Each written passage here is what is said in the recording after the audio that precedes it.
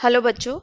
Let's read this question. The question says the two lobes of the thyroid gland are joined by a horizontal connection called interthyroidal connective, interthyroidal commissure, interdiary lobe और isthmus. So इस question में हमें पूछा है कि जो thyroid gland के दो लोब्स होते हैं वो किस टिश्यू से कनेक्टेड होते हैं, उसे क्या कहते हैं.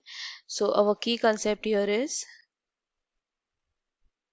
thyroid gland. Thyroid gland locate होता है, it is located in the front part of the neck region.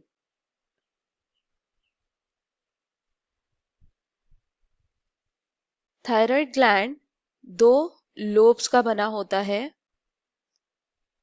So let us see a diagram to understand this. Thyroid gland इस तरह से दिखता है. थायराइड ग्लैंड में दो lobes होते हैं. So this is a lobe of thyroid gland and they are present on both the sides. अब ये दो lobes को connect करता है एक सेंटर में हॉरिजॉन्टल कनेक्शन. सो ये वो पार्ट है जिसे हम कहते हैं isthmus, जो पास होता है ट्रकिया के ऊपर से, और दो लोब्स जो हैं वो ट्रकिया के साइड्स में जाते हैं. So this is the structure. अब आपको थायराइड ग्लैंड में ये जो छोटे छोटे स्ट्रक्चर्स दिख रहे हैं, those are called as follicles. So thyroid gland is made up of follicles,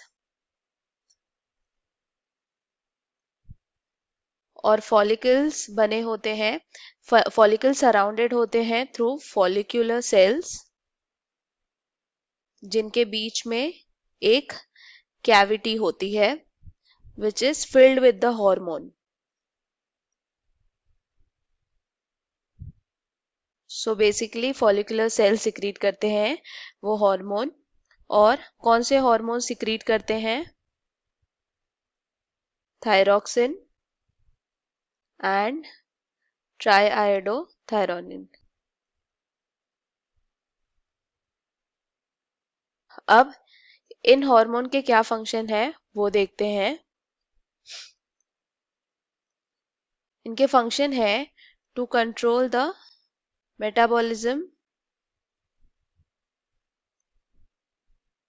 of nutrients such as proteins, fats and carbohydrates. So ये इन न्यूट्रिएंट्स के मेटाबॉलिज्म को कंट्रोल करता है और बॉडी के बेसल मेटाबॉलिक रेट को कंट्रोल करता है, दैट इज BMR.